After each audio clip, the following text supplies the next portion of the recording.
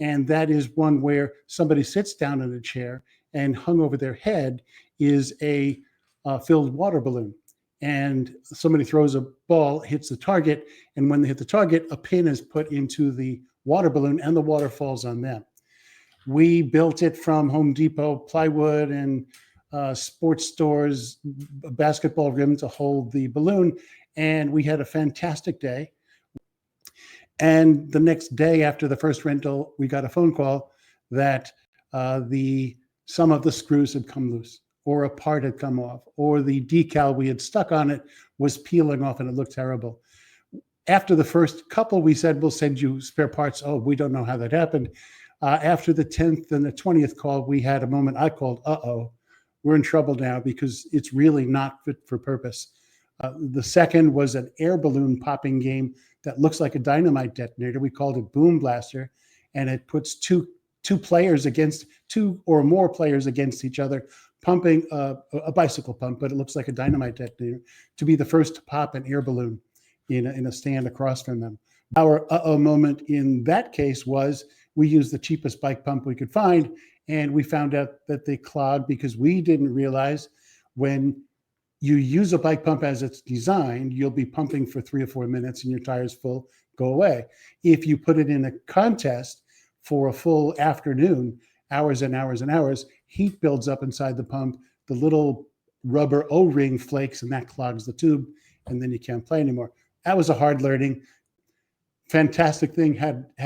We sold 100 before we even made one because the trade show audience was really hungry for something like that.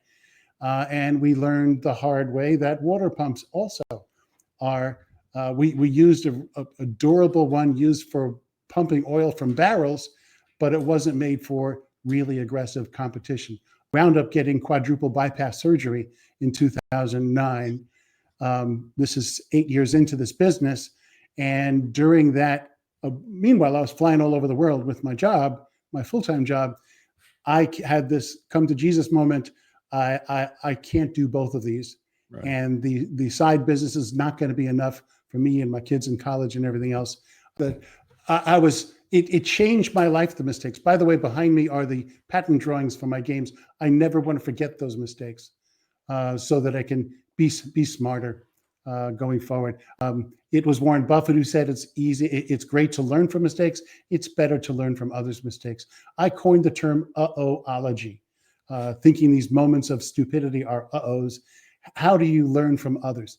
The most dramatic example was a parachutist in Pennsylvania who was asked by a tandem couple, a teacher and another student, to film them as they jumped out of the plane. The guy's name, Ivan McGuire. He bought himself a camera. They were up at 10,000 feet. They gave each other thumbs up. He jumped out, pointed the camera up at those guys. They jumped out, pulled their ripcords, beautiful parachute opening, great shot. Ivan went to reach for his ripcord, and it wasn't there because he had spent too much time focusing on the camera. It was new. They didn't have GoPros and things then. So he died. The lesson for business is it's a dramatic and tragic story. That's a major mess up.